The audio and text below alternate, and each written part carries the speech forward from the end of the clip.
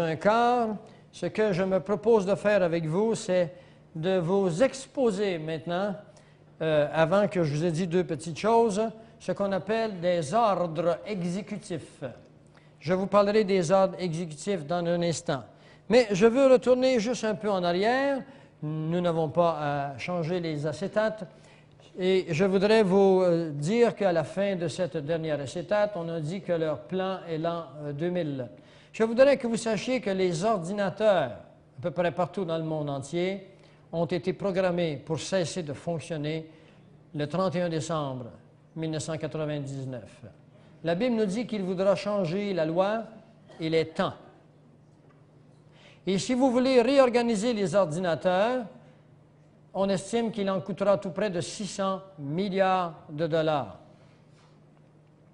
Vous croyez qu'ils avaient intérêt, ces gens, ces penseurs de la technologie, à ne pas faire fonctionner ces ordinateurs et à payer 600 milliards de dollars? Tout ceci est programmé. Il y a un autre événement aussi que je voudrais que vous sachiez. Le 31 décembre 1999, M.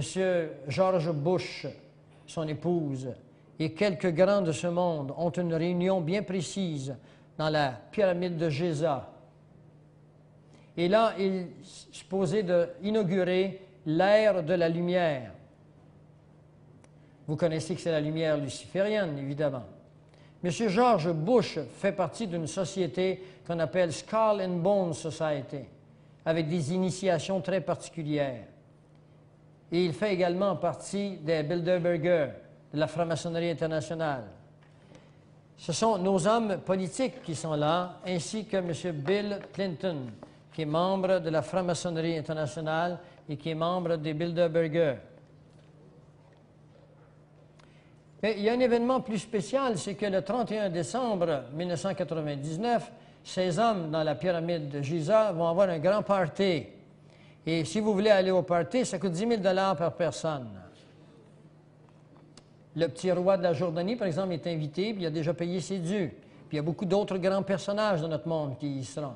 Mais il va y avoir un événement spécial, c'est qu'un satellite a déjà quitté notre planète en 1994 avec à bord une bombe de 42 livres, une bombe au plutonium. Et cette bombe est supposée exploser à minuit précise. Et elle est supposée de briser une partie de la planète Jupiter.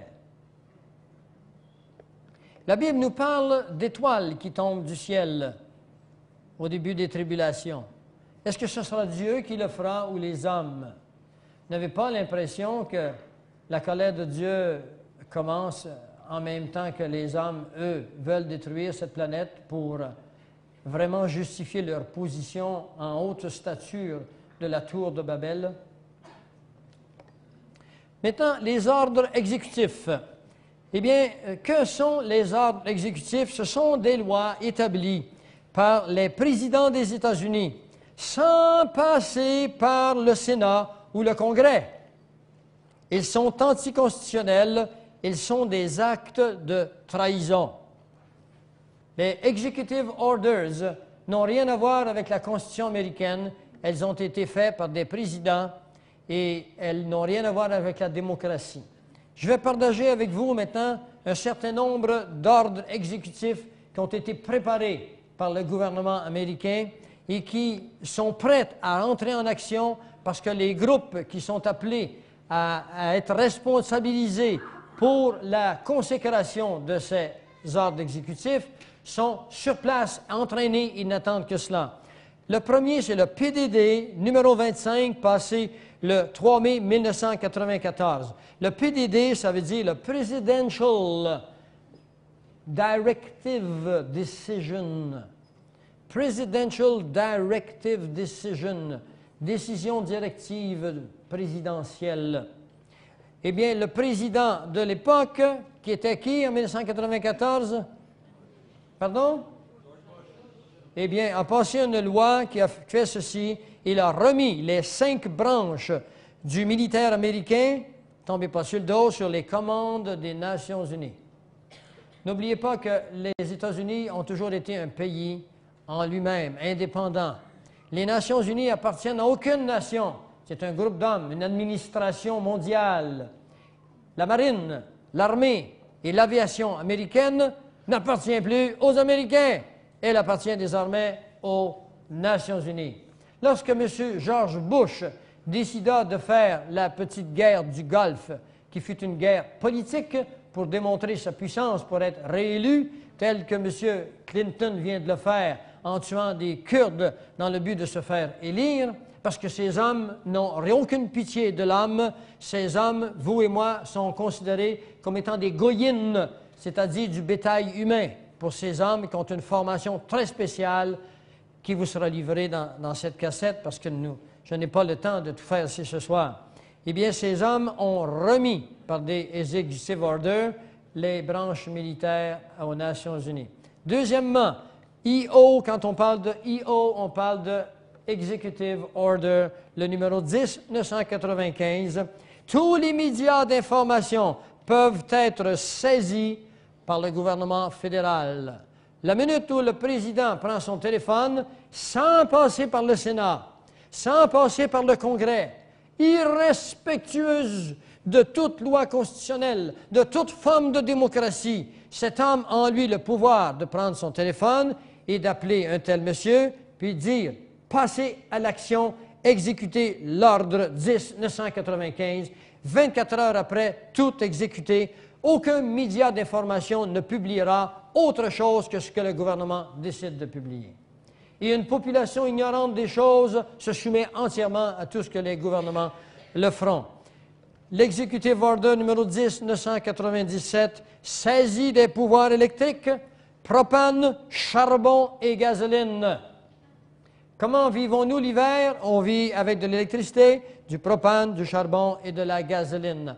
Dans son livre qui s'appelle « Corruption in Canada », écrit par Robert O'Driscoll, professeur d'anglais, professeur de littérature anglaise à l'Université de Toronto, il est mentionné dans ce livre qu'on a préparé 5 mois de disette parfaite dans la province de Québec dans le but d'amener la population à signer des accords avec les gouvernements qui sont présents à ce moment-là.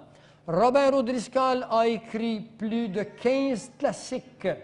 Il est connu dans une vingtaine d'universités mondiales. Et depuis que Robert O'Driscoll écrira ce livre, qui s'appelle « Corruption in Canada », « The Coming of the New World Order », il doit maintenant se cacher, et changer d'endroit à tous les 6 mois. Un homme connu sur notre map. Je fais la même chose que lui actuellement, mais ils ne me connaissent pas.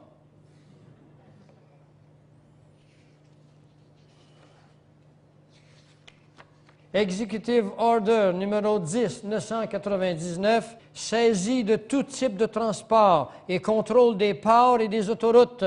Comment recevons-nous le grain qui fait votre farine? Par les ports. Comment est-ce que vous recevez les légumes et les fruits l'hiver? Par les grandes routes.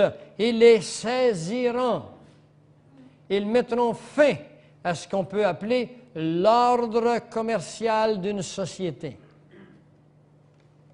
Executive Order numéro 10-998 saisit de toute ressource alimentaire, saisit des fermes et des équipements de ferme. Executive Order numéro 11-000 saisit de tous travaux civils pour être placés sous la supervision fédérale. Ce sont eux qui décideront de la quantité de la production. Et ils en produiront assez pour que la population se brise entre elles pour s'arracher le peu qu'il y a dans un monde de superabondance. Executive Order numéro 11001, prise en charge du département de la santé, du bien-être et de l'éducation.